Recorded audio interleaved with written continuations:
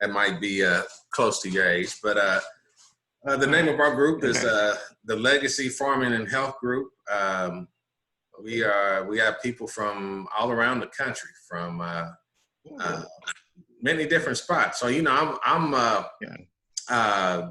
the project director of the Life Project that we got going on, where we been working with different farmers and trying to introduce to our people around the country the different programs, scholarships, grants, and loans that the USDA has, trying to get our people back into growing their own food, teaching about nutrition and things of that nature. Okay. So I'm gonna give everybody a brief second. I want everybody to give their 20-second elevator pitch. All right, so that Mr. Harris can know who we got on here. Just tell where you from, what your name is, where you from, and what you do. We'll start with Deb. Deb. Hello, my name is Deb Gutierrez. I am in Oakland, the great city of Oaklandia, California. And and I am a background supporter, and I have a law degree, and I do taxes and websites and all of that sort of miscellaneous kind of stuff. All right. We're going to go to Darrell, AKA Chef Joseph. All right, my name is Darrell Anderson. I'm the CEO of Chef Joseph's Original Chicago Style Kick Sauce. Here in Virginia Beach, we manufacture our own kick sauces, which is hot sauce, seasonings, ginger drinks with alkaline water, and entrepreneur development. That's one of the biggest things, teaching people how to start businesses. So if you cook, fry, bake, whatever you can do, we basically will teach you how to take it to the market. All right. I just left your airport, Norfolk International. Norfolk International, yeah, that's not. I'm not too far from that. Yeah. Oh wow. Yeah. I can be there in 10 minutes right from where I'm at now. Yeah. All right. We got Kusky Ron.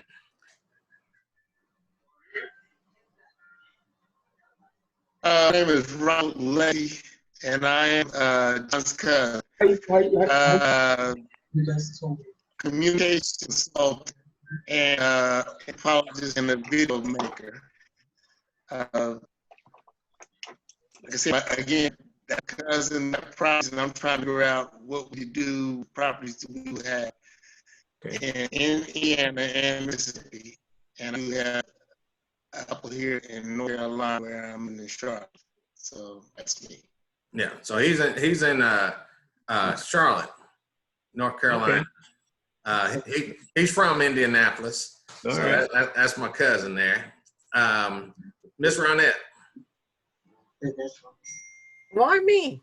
You got so many others. I'm going to introduce you to my team too, because I know on board. That's born down there in Bermuda. Okay. Good day, everyone. I'm Vaughn Simmons from Bermuda. And he's a farmer also. All right. Well, pleasure to have you on. Thank you. All right. So you from Bermuda? Is that where you're at now? Yes, I am. All right. Now. Yeah. Okay. All right. That's great. And Ronette, did you tell him where you were from? No, I didn't. Yeah. I'm from Bermuda also, but I live in Florida. Yeah. Yeah. Now we got somebody that you might know. Emma Elizabeth. Yes, I know her. Let's hear her story. She's trying to be quiet. And I'm sticking to my story. Way to go. Yes. Anyhow, I'm living. Hi. Hey, how you doing, man? At the moment, and how are you doing? I'm good. I am good. I'm Great. good. Yeah. It's been a moment. Yeah. Yeah. It's been some time. Yeah. Yeah. But all is well. All right. Yeah. That's wonderful. All right. Next, we're gonna go with Andromeda Townsend. Hi, this is I am Andromeda Townsend. I work with my father with the Little Red Hen Aquaponics Farm out here in Blythe, California. And it's lovely to see all of your beautiful faces. All right. Yeah. All right. To the Queen, Miss Tamika. Hello, everyone. Thank you. Tamika Peoples, founder of Peoples Foundation. I work with the Life Project, and I'm located in Lompoc, California. Where is that? That's on the Central Coast, just if you're familiar, about 45 minutes north of Santa Barbara, Okay. California. All right. We got Quinn, aka Q MGG, Master Grow Gang. Greetings, everyone. My name is Quinn. Everybody call me Q. I'm in Detroit, Michigan, and I'm a cannabis grower. Nice to meet everyone. All right. Very good. Miss Samantha.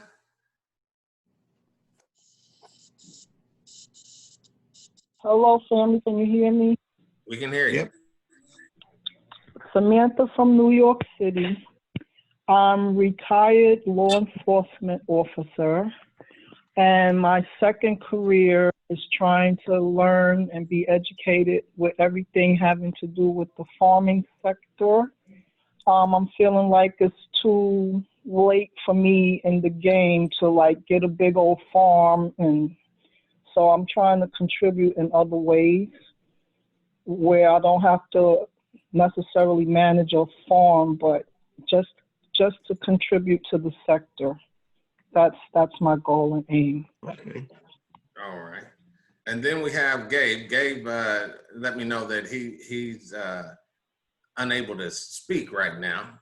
Gabe is in Atlanta, Georgia. He's also one of our aquaponic farmers down there. He owns Pangea Farms. So with that being said, I'm getting ready to introduce, I'm gonna read this little short bio that he has. Mr. Emmanuel D. Mann Harris, EA, MBA, and CEP.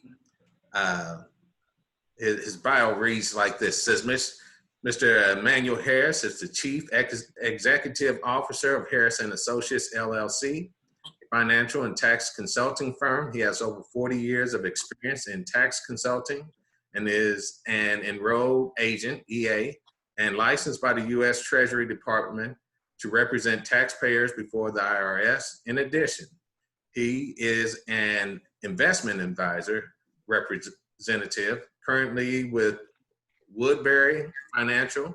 After being with LPL Financial for 28 years, he serves approximately 600 clients nationwide with over $100 million under management. He holds life, health, and variable annuity insurance licenses, along with security licenses in Indiana and 20 other states.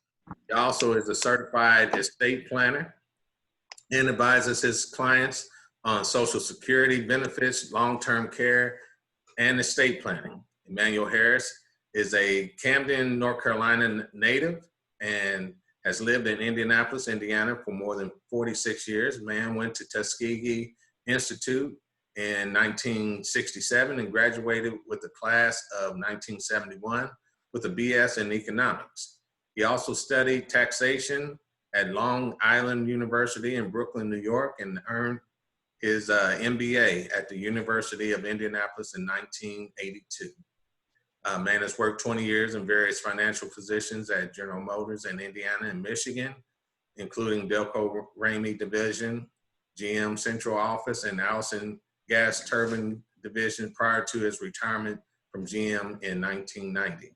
He is a member of the National Association of Enrolled Agents, National Associations of Tax Practitioners, Financial Industry Regulatory Authority, and American Academy of Certified Estate Planners. Mann has served on the board of trustees of the University of Indianapolis and their finance committee for over 23 years, overseeing $100 million endowment investment. He serves on the Elizabeth City State University Foundation, where he is the chairman of the investment committee. Mann and his wife, Jerry, have been members of Eastern Star Church in Indianapolis since 1994. The Harrises have 3 sons who all are college graduates working in their chosen fields, and has 9 grandchildren. So everybody, now that I've introduced, I'm presenting Mr. Mann Harris. Mann, I'm just gonna ask you to just give your own little brief bio and let us know how you got in this position. We as farmers are always trying to figure out, one, succession. How do we pass down? How do we preserve? What are the taxes and benefits? Some of us need to even understand the benefits of having a business. And I'm just going over a few things that you and I have talked over in the past. So I'm gonna let you go ahead and we have a few questions later on. So go ahead and tell us about yourselves and tell us some of the benefits and things that we as people are lacking as far as it comes with economic and financial planning. Not a problem. Hopefully everybody can hear me. I'm getting a message on my computer that my at home internet isn't the greatest. We can hear you. Okay, hope we're coming through. All right.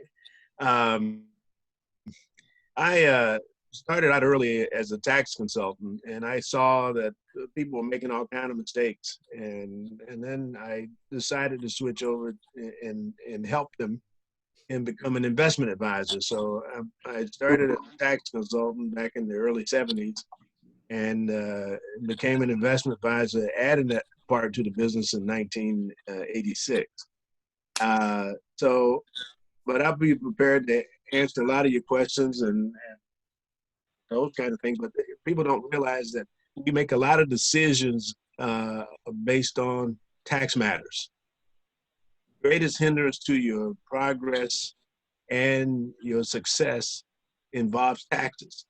Almost anything you're doing it and you're doing something, even though you're trying to help someone and what have you, trying to make money and those kinds of things, and trying to be successful. Every time you turn, you'll have taxes on your mind. Okay. So I became an enrolled agent to help bail people out. I've seen the IRS put padlock on businesses. I am a specialist who can remove padlocks. All right.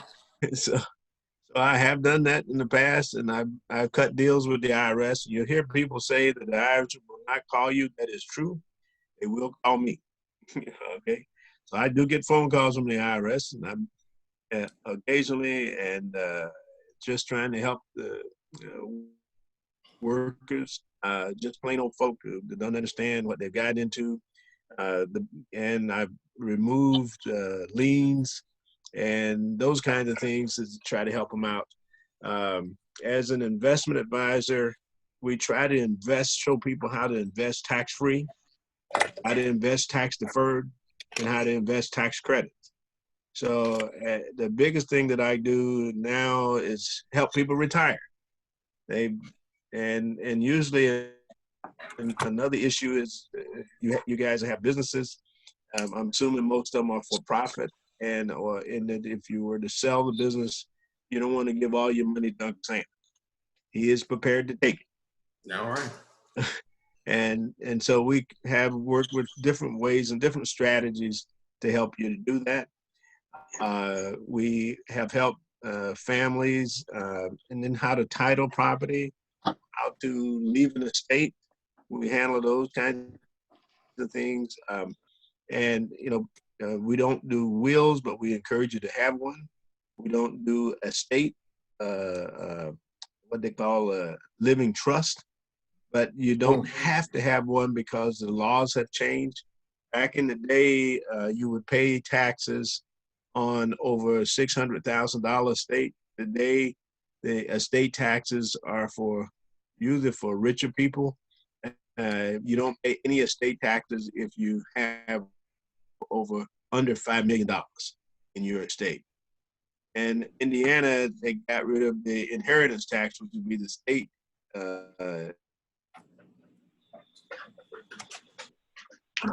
tax. And so there is no inheritance tax in Indiana. And if you got less than 5 million, there is no estate tax. So those kind of things like that, we try to help people on.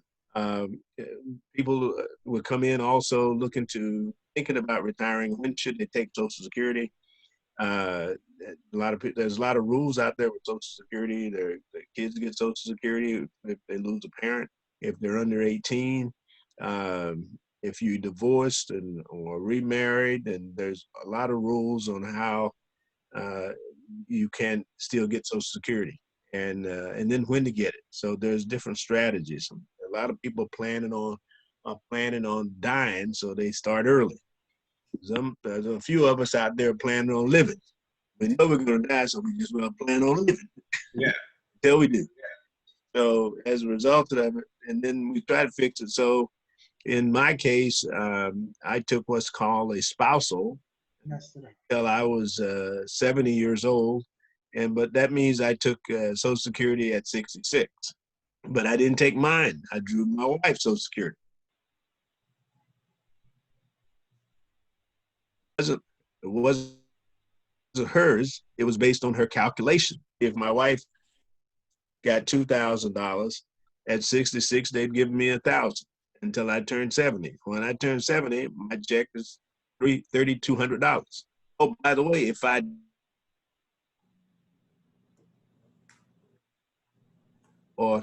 when I die, she will get $3,200 a month.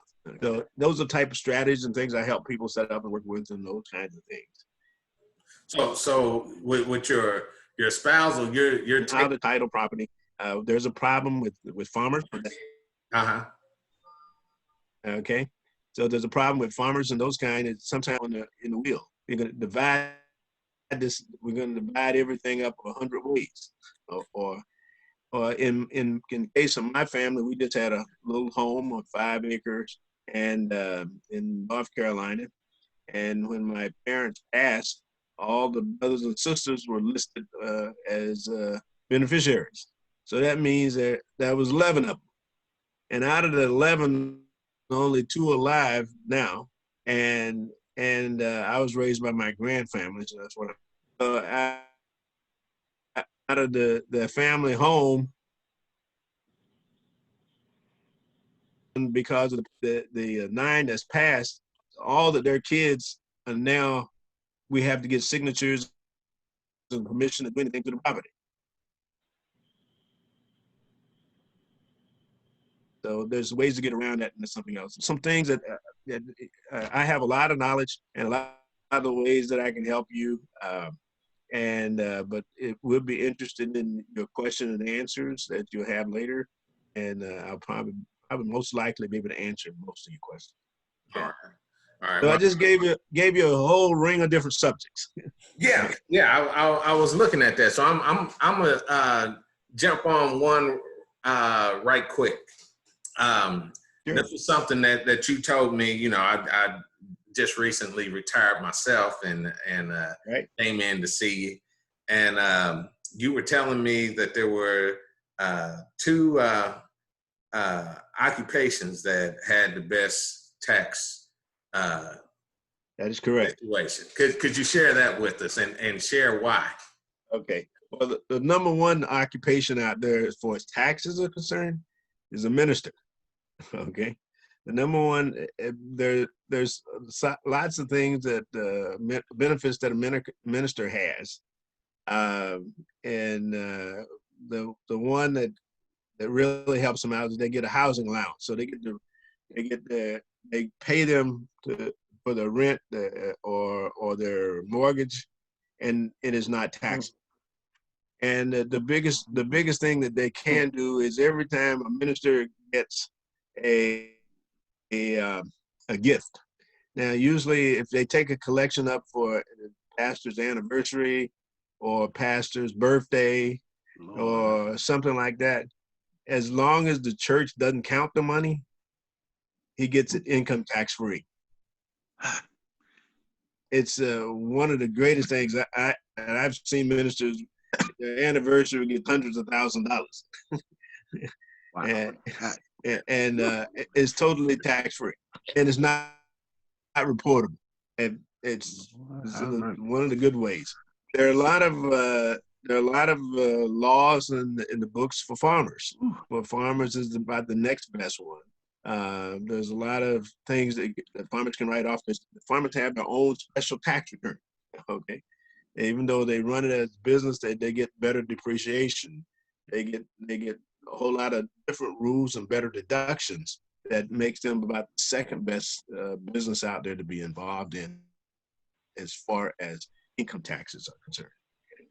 And I apologize, I don't know them all. I don't have that many farmers as clients, but I've had one or two, and I've been amazed at what they can do and how they can write them off, the different items and those kind of things. And sometimes they get bigger deductions and special tax rates. So that's really, really, really good. But those are the best, two best businesses to be in, either a minister or a farmer. And apparently you guys are dealing with, some of you are dealing with the farms and what have you. We do have a problem with cannabis people because the federal government hasn't recognized them yet. So as a business per se, but there are still some rules and regulations in there for the cannabis growers that may be more helpful. Okay. All right. I got a question in the chat here. And the question was, let me read it. It says, so what is the best way for a retiring farmer to set up his estate when he has several children? Should he sell everything and leave cash, or how do you separate land and home? Okay. Well, one good thing about the world is there is no new land. Yeah. So land is very valuable, and some people want to retain it for their family and those kinds of things.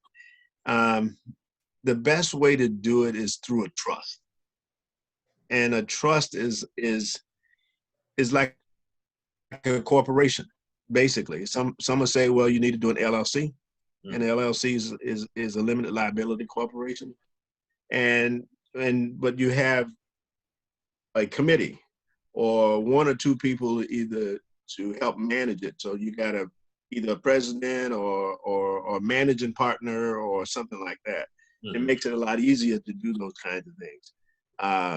And anything in a trust, generally, what we mentioned to you earlier, most of that passed on is today tax free unless it's over $5 million. But there are deductions and stuff in there. Even then, again, there are special deductions for farmers, but those kind of things you need to watch out for is how you title property, how you're going to leave it. Okay. The one thing about money, leaving people money, most cases, the recipient, first thing they want to do is spend it. Right. Okay. And maybe you wanted them to reinvest part of it into the business and run the business, and you wanted the business to go several generations if you can. So those things are possible to do it that way, and so as a result, you can try to work and set up those things. And when I say a trust, a trust is a non-human being. Okay. All right. So, but there are other rules and regulations associated with that. And if you set it up and try to run it as a business, but the best one, what people are doing now, is they form a limited liability corporation. Okay. So I saw a question come up. Go ahead. Yeah, I was about to say, we got a question on the living trust. So could you go into the trust, the living trust, the different types of trust that we have, and the pros and cons of them? Okay.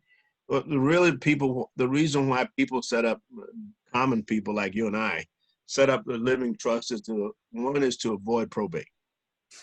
Okay. And to stay out of the courts. Probate is a court. But every will that you prepare, a will automatically goes to probate. Okay. So it's better to have the trust. I guess he froze on. It's just like, and it's public information. Anyone house. Okay. You can, I'll back up in case if we missed it. Yeah. A will is a public document. Did everybody get that? Yeah. And you can go to the courthouse and read anybody's will. Okay. So, but it does not, a will does not avoid probate. Probate is the people who make sure that your wishes that you put down are adhered to. Okay. So probate isn't bad. It's usually expensive and timely. But there are certain things you want to leave out of the will, and it's how you title property.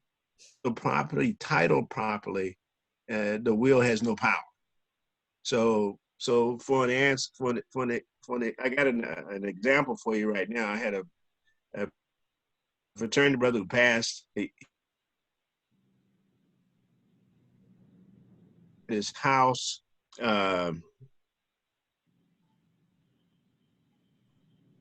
Just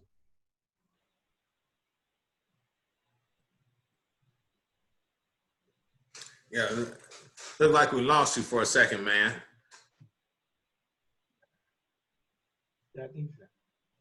Mortgage company came in and said she had to prove her income, and the mortgage company said they worried because she has 2 other houses, and I had to make them perfectly clear she does not have 2 other houses. His estate has 2 other houses. Mm-hmm. She's not responsible for his estate. His estate is and so she is not responsible. They can't use those liabilities up against her to qualify for the house that she's just built. And so it is an interesting story there, that the will, it basically divides property up and makes you do it the way you want to have it done. But if you title property correctly, so if it's joint property, then you have it doesn't go to probate, and it has no power in the will. So if there are things like annuities, insurance policies, so if you name a beneficiary, it doesn't go to probate. So just like she got a lot of money for after her husband died, but that was hers. So since he named her as beneficiary, named beneficiaries are bypass probate and does not go to the will. So the will has no power. So apparently, even like his medical bills, the hospital bills that she because she got money, they tried hospital to come after her, but she wasn't obligated because his estate was. So his estate is the only thing that they can get their money from. And when use them, they get pennies on the dollar in most cases, if they get anything.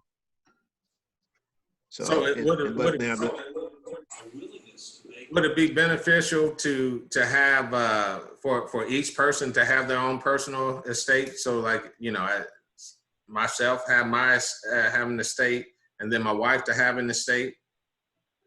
It works that way, but each one of you will have your own will, or each one of you would have your own trust. Okay. Again, the earlier statement is you really don't need a trust today, okay?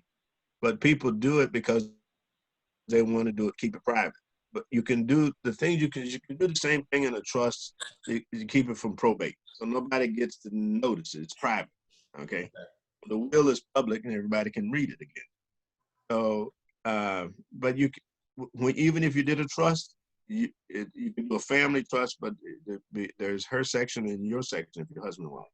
And then each one of you have your own will. And then it depends upon the people as you die. and he who dies first, and you have it written in there.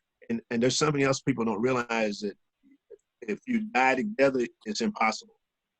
You will never die together. If you both died in a plane crash, the coroner will tell the world which one of you died first. And he might flip a coin because you can't die at the same time. All right. And that's true. Okay. So you get the people say we died together. No, you didn't die together. Somebody died first. And it's almost like a baby, twins. One of them born at a different time. Right. Okay? It may be twins, but they got two different birth times. Okay. Yeah. What was the next question there? Well, that was part of the question. Can you specify who dies first? Nope. So that one's already taken care of. Right. And so with the trust, there's a trustee, there's a benefactor. Yeah. Right. And can you explain how that plays? Okay. Usually the trustee is somebody you want. The thing that I try to get people to stay away from the bank. You do not want to be a bank trust office in your business. They're like the worst thing in the world. But you can get someone that you trust. It could usually generally it's a family member, but then it could be even like myself. I can be an advisor to a trust, but I cannot be your trustee. Okay, my field of business prohibits me from being a trustee. Okay, but they will allow me to be an advisor for you. Okay.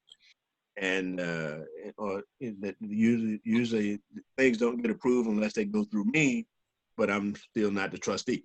Okay. And then you have a successor trustee. You put all that in writing. So that's how it's basically done if something happens to you. So, but everything is defined in the trust document how things are supposed to work, what happened. So we're guessing on what's going to happen in the future. Okay. And that future is usually after you pass. Okay. So, and I'll just speak for myself. You know, there's property that we have in the family that covers generations, but basically similar to what you said with yours, where there was one level with you guys, and then some of them died off. So now you're dealing with kids and grandkids and things of that nature. And that tends to be a similar issue with African American farmers. Right. That there's quite a few of them that has land in the family name, and they're having issues with it. What is the best way that you might suggest of setting that up or dealing with that issue? I don't know if you guys, how you guys have dealt with it. And what is there a way that you can position yourself to protect the property from somebody coming in trying to force a sale? Yeah. And that one, generally, again, if you set it up like a business and run it like a business, and that's the main thing in which you need to do. And there's nothing wrong with giving away parts of it. Right. You can divide it in the will or in the trust. But if you set it up as an LLC, you want it to have continuity, and you know, it not ever necessarily run forever, but where people can make the right decisions. Right. And then sometimes those decisions are made with usually a committee of about 4 people. Then you're going to have like a president, the vice president, the secretary, and treasurer. Mm-hmm. Okay. And in there, the treasurer could be an accountant, somebody who pays the bills, you know, and then you sit down and they get together and have meetings and those kinds of things. So that's one of the ways that you can do it. But if you do it like a business, and but somebody has to sign in most cases, Okay. to be responsible for that and those kinds of things. Okay, and a lot of times you want the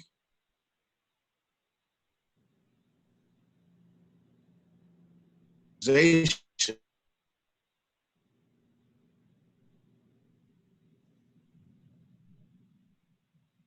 Okay, you kind of blanked out on us again, man.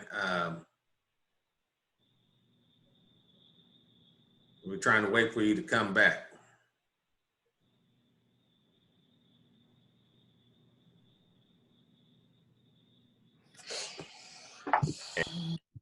Okay, man, are you back? All right.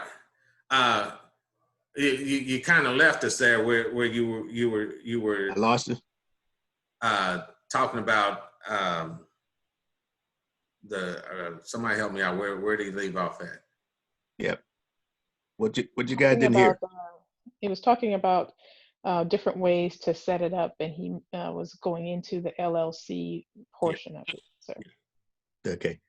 Basically, back up again, saying if you set it up like a business, and again, have the 4 people like everybody would have in a major corporation, you know, a president or owner and the secretary and the treasurer.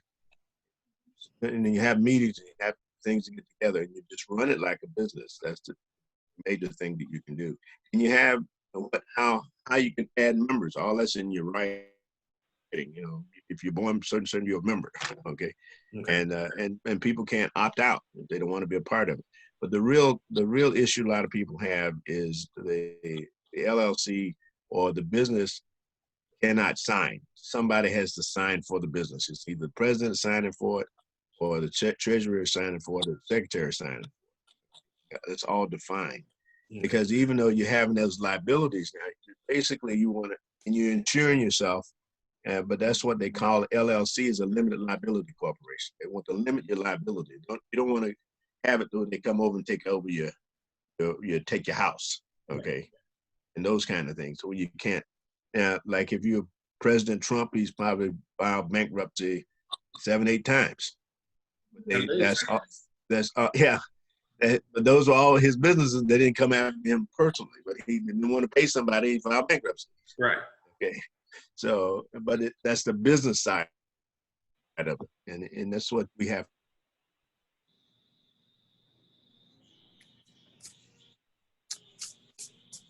We'll learn how to do business, and my mom used to say, she used to have a saying.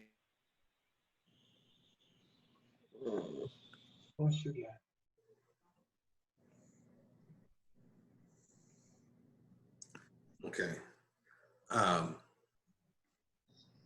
Looks like we And lost. I lost out again. Yeah. But I mean that was a good part. So let me ask this question: If we set it up like a business, will we like give each member shares or something to that nature?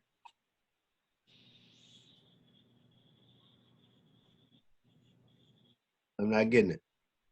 Oh, can you hear me now? I hear you say, can you hear me now? Okay. I was asking if you set it up like a business, do you have shares, and you know, how can you utilize insurance to benefit? Okay. You can have shares if you have and you can have members. So there's 2 types. Some people have shares, and you get so many shares based on this, based on something. Some of it's based on how much you put in, and some of it's based on where you rank in family. Okay, but you can have memberships, and so how do you write in there how you become a member and how you get rid of a member. You got to have all that in there. Okay. Okay. So and that's how, and you can divide things up that way. And you can share how you share in profits, how you share in losses. All this in writing. Okay. What is the best way to set up your insurance that can benefit you as a lot of member and for your business as a farm? The first one, the biggest insurance is liability insurance. So there's several different kinds. Liability insurance is one. Okay, you got to have ample insurance. Even though you have an LLC, you want to protect it, but you got to have basically umbrella insurance, liability insurance. That's one type of insurance. And then also when you have the key person, a lot of organizations have key man insurance. So, and, you know, and that's usually paid for by the corporation or the LLC. And that, so that if something happens to that person, we'll have funds to carry on. Okay, so that's two different kinds. So you got the liability insurance, and you got what they call the key man type insurance. And usually the corporation will own it, or the trust or the LLC will own it. And right. So I got a question on here that asks, does the trust actually own the property? Yeah. And how is the land titled? Title in the trust. Okay. It's owned by the trust. Okay. And the trust, you can if you bought some land, like the GM actually owns the land where the building's on. Okay. Well, GM is like a corporation, but a trust is treated like a corporation. Same way. Okay. Yeah, but then it's still managed by those 4 people, you know, the owners or the secretary, the treasurer, those kind of people, you know, the committee type. And back then, if it's big enough, then the shareholders, okay, actually own it. But it's owned by the trust or the LLC. That is correct. Now, the LLC and the trust will have its own federal ID number. That's something else you need to be aware of. A lot of people when you involve in these things, don't use your personal social security number. It's the same numbers, 9 numbers. They're just in different order. You start off on a business, you have 2 numbers and a dash. On an individual, you got 3 numbers and a dash. Okay? But if you get rid of the dash, you still got 9 numbers. Okay. All right. So some people change them around, you know, and use their personal, but you want to apply for and get your own federal ID number that identifies you as separate. Okay. Okay. So, and that's very important to you, to make sure that you get a federal ID number. It's very simple and easy. 1-page form to fill out. But it also says how you're going to be taxed. Right. Okay. I had somebody who asked a question, said that they're currently looking for insurance now, and is there a company that you recommend for farm insurance?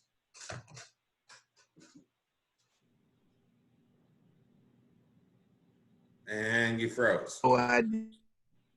Yeah, that was out of my. I'm assuming that if they got a casualty, property, that type of insurance, but I have no dealing with that. Okay. Did anybody lose me again? We got you now. That was a good question. Yeah. That was a good question. I don't know the answer to that one. I don't know that.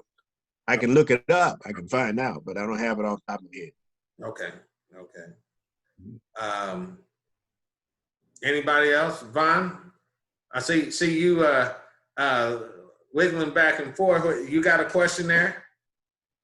Well, insurance is a funny thing in Bermuda, because it's always you're paying out more than you get, and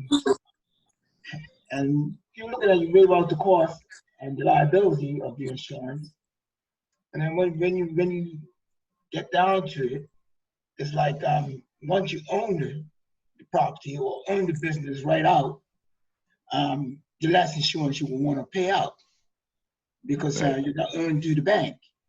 Right. So if you could talk a bit on that line that says, where do you mark the line, like how high you want to pay, as far as let's say you got a business that's like $250,000 or something like that, and the insurance wants you to pay $1 million.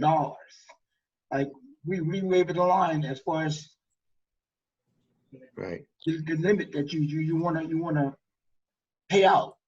Right. You understand what I'm The saying? one thing that usually the thing that most people get is with insurance, you're looking at two different things, and you got to measure those. What type of risk is involved? Okay. And what type of protection do you want? Okay. So some people will have a $200 piece of equipment and build $1,000 fence around it. You follow me? Mm-hmm. Right. So you got to be careful as to what your liability would be. Okay. And so a lot of people. But you're gonna pay out too, right? Yeah. So if you start a business, if you have a business and you want to know liability insurance, how much can I get sued? Okay. Yeah. So like if you got a company car, a lot of people have a business, but we don't want to put the car in the name of the business because the car get in an accident, somebody gets killed, they come out the business. Yeah. But then also somebody gets killed, they can still come after you because there are also limits and liabilities on it, or limits of liabilities. So it's not unlimited liability on a lot of things. So you got to get insurance to cover what you're trying to protect. Okay. So like you don't build a $2,000 fence to protect $200 worth of material. Right. Okay. So those kind of things you need to look into. And try to decide. So what is the probability of me being sued now? If you, but you still got all kind of insurance. If somebody come on your property and slips and falls, what type of liability and those kinds of things, but you just got to try to get it, and that's why people do what they call like an umbrella type. So I want to do an umbrella, $1 million umbrella. They'll use that terminology. But you always try to determine what's my possible, and then what the state law, sometimes the state laws limit how much the liability is, okay? Mm-hmm. So you can kill a person accidentally in California, it costs you $3 million. You kill one in Indiana, it costs you $600,000. You follow me? So those kind of things like that, limiting liabilities, they're limited by the state, okay? And you just have to find out. But usually the insurance people you deal with should help you make that. Now of course they're trying to sell insurance. So you got to be able to decipher that conversation, okay? Is it good for you or is it good for them? Okay. But look at the liability, what you're trying to protect. If this liability is one thing. And then if when you're trying to get it something for income out of it, okay? Now, also, I used to give an example when you start out with a family, you don't own much, but you take all these liabilities. You got a house, you got cars and all that stuff. So you got a little bit of money and lots of liability. So you need the insurance. But as you start growing in life, 10 years and passing, sometimes you got money set aside that you don't need insurance. You cover yourself, self-insured, okay? Then you cut it down to a certain point. Some people start out with $500,000 worth of insurance, but with their 401ks and their IRAs and those kind of things, and then the house paid off and all that, they don't need that much in insurance. And one of the things about the insurance companies is they charge you more every time you get 5 years older. But they charge you more to make you look at it. So, do I need to be paying this much for insurance that I don't need? Okay. So personally, I had a $100,000 term policy that I've had since I was 20-some years old, and I finally canceled it at 70. I had enough insurance. I don't need it. I got plenty, So I said, I don't need this. I've had it. But you used to pay $40 a month. Now at my age, they want $370 a month. Yeah. So they helped me make the decision. The same when I was younger, it was $40. Now that I'm 70, it's $370. I don't need that much, or I can cut it down to 10,000. Yeah, that's a good grade. Yeah, it's life insurance. Yeah. So the funeral. Okay, those kind of thoughts. If you could just talk about retirement and how you can set yourself up for, as you said, tax-free, tax-deferred, and everything with your retirement.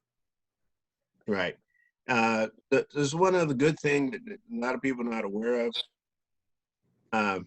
Back in the 1980s, the government came out with the IRAs. Back then, the maximum contribution per year was $2,000. Okay.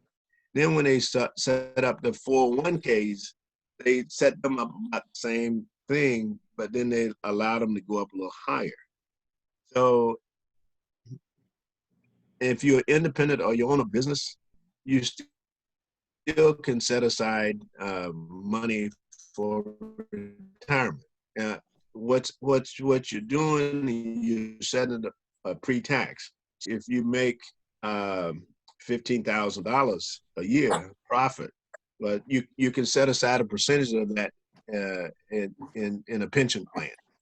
Okay, so generally, and you can't protect money. So like today, if you work for a corporation, I think if you're under 50, I think it's like $18,000 or $19,000 for your 401k.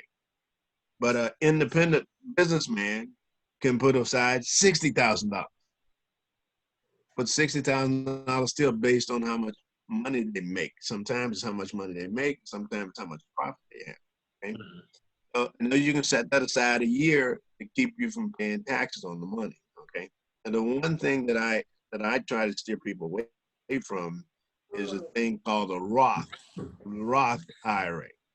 The Roth IRA means I want to pay taxes on my money now, so that when I'm old, it'll be income tax free. Well, the government has a way of changing the rules. By the time you're old, they might make it taxable. So I try to steer people away. It's breaking up. Okay. It kind of froze on us again, man. If you put a Roth in there, and you can only.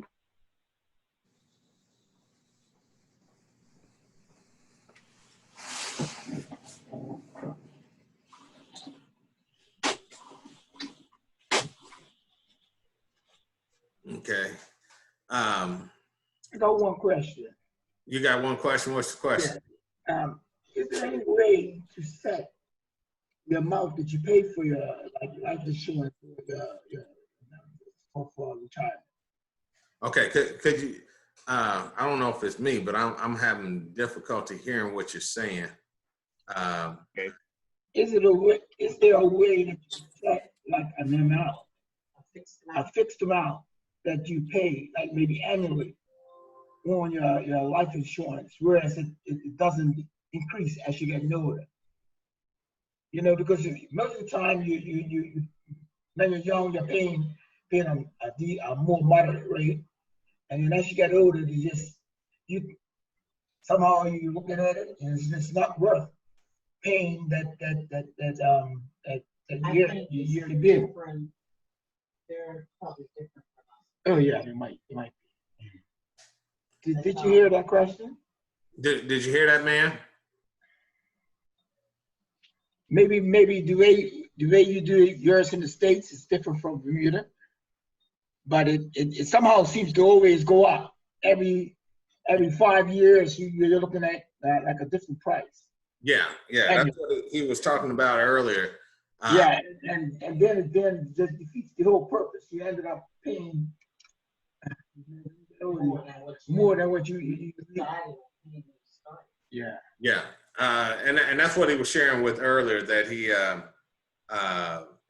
$100,000 life insurance, and it went from $40 when he was first got it to over 300, and so he dropped that to a lesser amount, so he wouldn't have to pay that high amount because he had enough insurance to cover in other areas.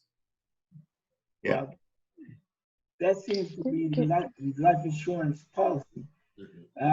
That's the gimmick as far as making their money, and it's not beneficial for you when you get older. Yeah. And I was wondering if there's any safer way to do that. I don't know. Is there a simple way of doing that, man? The simple way is actually saving money yourself and setting aside. The best thing that you can do is what they call a SEP, a simplified employee pension plan. You can save money, and where I said if you run your own business, add up to like $60,000 a year, but you really don't need over time. Yeah. Yeah. Help you to either prepare for retirement and prepare for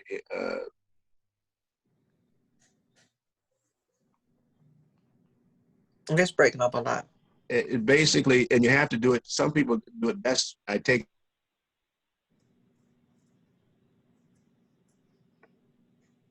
Yeah. Okay, we're back. Yeah, we're back. Tamika, did you have a question that you wanted to? No, I think he's answered it, and I just some thoughts on the life insurance as to why that happens. From a life insurance actuary perspective, they're really calculating, as you get older, probability. Probability of life and death, as well as more conditions. My mom still sells life insurance, right? So it's definitely sit down and talk with someone about that. But I agree with you, Mr. Mann. Great advice. It's best to have a SEP and save, and maybe get a final death expense policy, right? Because you're really paying for getting yourself in the ground or being cremated, and then taking care of your family so they can live beyond you, right? And you can do that through many other vehicles. Many other ways. Exactly. Now, to give you a clue, when I started working at General Motors in 1971, it took me one day to realize I wasn't going to do that the rest of my life. Took you that long? And I started That's cute. I started saving So for I retirement. have a question. And I retired. I retired at 42. Okay. I went into private practice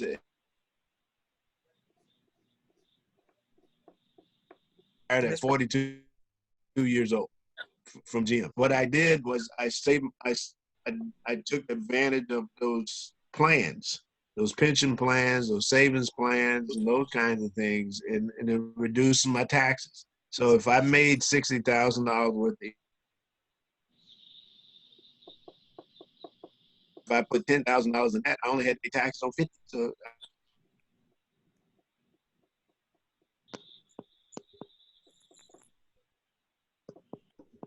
another suggestion. It really grows, okay? But I was at 42.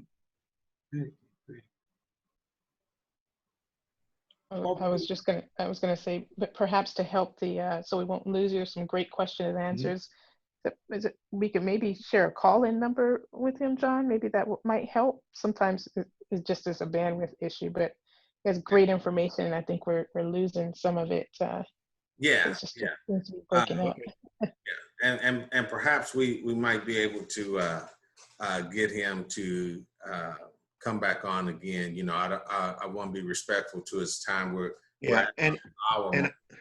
ahead. And I think my problem, if I were at my office, I would probably have more power.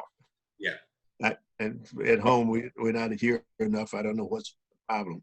But in my office, I didn't I was coming from the airport. I got to my home quicker than I can get to my office. So, Yeah. Well, we appreciate you taking the time and coming out. It has definitely been a blessing. I'm see if my cousin Ron, I know he had been pushing me for quite a while on a few things. So Ron, you got any questions that you're trying to that you want to ask or anything?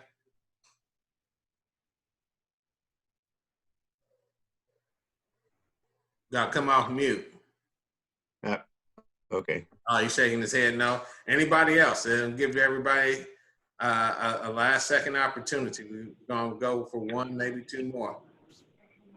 I have a question. Okay, Samantha. Yes, sir. If you were saying earlier that the best occupations for tax income reasons the government recognizes ministers and farmers. So if a farmer was doing, like I'm interested in investments and contributing to the farming sector, not necessarily owning a farm because I'm feeling like at my age, it might be too much for me to handle. So like for instance, in Africa, they have some programs where the farmers there, the villagers there, they would do the work. The investors abroad in America, they would be like investors contributing to their machinery or livestock purchases, and the villagers would do the work. And then when harvest time comes, they would get their share or everybody's mutually agreed share for doing the work. But meanwhile, the investors that's abroad and United States, they're deriving income, and they would be considered farmers because their money invested abroad is contributing to the farming sector. So my question is, how would the government here in the United States, if you're getting income abroad, how do they treat that farmer in terms of income tax, income or earnings? That's my question. Good question. I think it depends upon whether you're a U.S. citizen or not. I would be the citizen doing networking or investments with the people abroad. And then if there was harvest that was great, and there are certain and reports then and things. How does that work?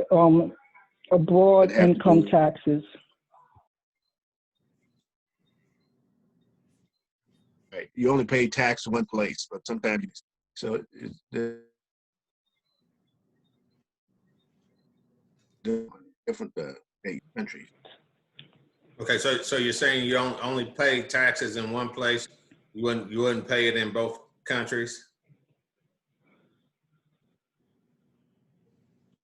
So it's really different when you're dealing with different countries. There are certain credits and certain things which they try to not let you pay taxes but once. Okay. That's supposed to be the overall thing. If you can, they don't want to double tax you. Right. So you get, if you pay taxes at different places, sometimes the other place will give a credit saying, okay, you don't have to pay it here since you paid it here. All right. I got one final question for you. Okay. Thank you. And people want to get your information as to how they can hire you as a consultant.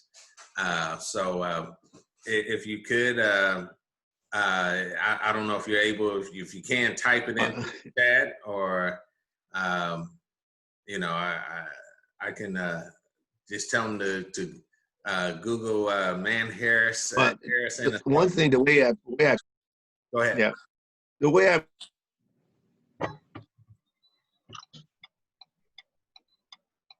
I'm structured to the biggest thing that I have is I'm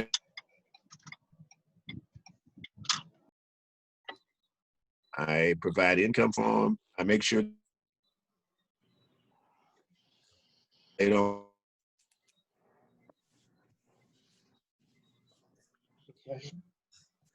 Okay. He's breaking up again. So with Unless you got $500,000, some only do it. Yeah, because I really want to get him to come back on, because I really want everybody to be able to hear what all he's saying. He has been definitely beneficial for me and my family. When I talked to him, I guess it was probably a good 20, 25 years ago when I first walked into his office and talked to him about investing and everything else. He gave me great sound advice then. I'm still working with him today. If you Google Emmanuel Harris or Mann Harris at Harrison Associates, you should be able to pull up his information from there and be able to catch him and his organization. Go ahead. There's one thing that I do is if you're an investment client, you have access to me, and we just work with the people who trying to get somewhere and trying to save money. The fact you have access to me, that means you can call me anytime and I can help you with something. I am paid by the investment companies. The investment companies pay me to take care of you. Okay, so the people look at it like you, John, they say, how much do you pay Mann Harris? You can tell them the truth. You haven't paid me anything. He said my money's not good. So just to show you,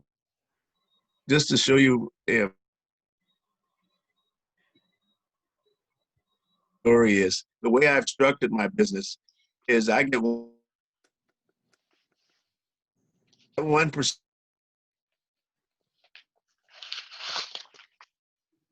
That 1% a year. You guys, did I lose you again? Are you there? Yeah, we're here. We're here. Okay. What's that percentage you were saying about the percentage? Could you go back a bit? Ask him if he could put his contact information in the chat, John. Okay. Yeah.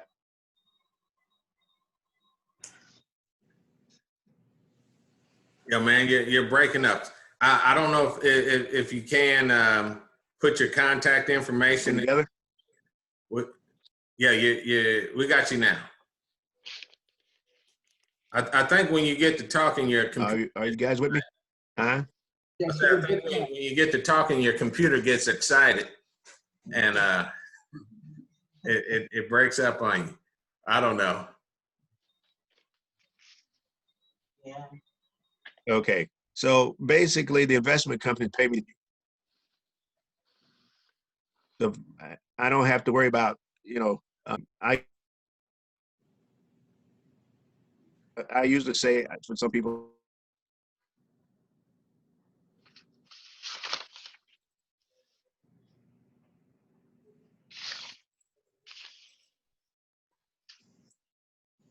What I will do, I will get with Mann and find out what information he wants to share, and I will make sure that I send that out to those to everyone. And Vaughn, I'll send it to Ronette, and then she can forward that to you. Yeah. Okay. Thank you. Everybody else, I believe I got your information. I'll get with Mann, and we'll go from there. Mann, I don't know if you can hear me. There you go. Got you back. All right. But I want to thank you for your time. We definitely appreciate this. We will put a recording on our page, so we'll probably have others that will be listening to this and want to get with you. I'll get with you and find out what contact information you want me to share with everybody. That's fine. And we'll go. That's fine. Very good. All right. We'll do that. Well, thank you guys. I just want to thank you guys for showing up. Thank Mann especially for what he's done. And I appreciate you Thank you very guys. much. It was nice meeting everyone. What's that? It was nice meeting everyone. It's nice meeting you also, Von. Before you go, Von, what do you grow? I have a little like a little private, little small garden. Nothing big like you fellas have. It's only 22 square miles. So what I have is I don't even need a tractor. I'm got a plow. Oh, okay. Well, hey, you want to know what? So chickens and goats. Yes, I have a farm. I got rabbits, goats, and chickens. Okay. And I grow squash, pumpkin, mostly all the vegetables. Okay. And it's just enough for just a little money in the pocket. But I want to get bigger, and I want to sell more. All right. Well, we're gonna buy some land over here. Yeah, partner with you and be able to grow with it. Like I said, I want to thank everybody. I want to be respectful to Mr. Harris's time. I know he just flew in and jumped on the call for us. I appreciate that. And I know how it is to travel when you get my age, about this time, it's time to sit back and relax. So thank you once again, man. I will be getting with you and thank you. I appreciate all that you've done. Appreciate it. Guys. All right. Thank you, John. Thank you, John, for having him. Thanks, John. Thanks for everybody. See you later. Thank you, everybody. Thank you. Have a good night, everybody. I'm trying to think who's next for our next Thursday. I am. You are. All right. Tamika was before you. Okay. Yeah. So it'll be Quinn's turn. So Quinn, I'm sure he'll have somebody dynamic. Magical. Somebody in the cannabis industry. All right. Well, okay. Once again. All right. All right now. All right. Thank you all. Peace. Thank you. Peace and love. Take care. All right. Bye. Be safe, everybody. Good night. Be safe. All right. Bye.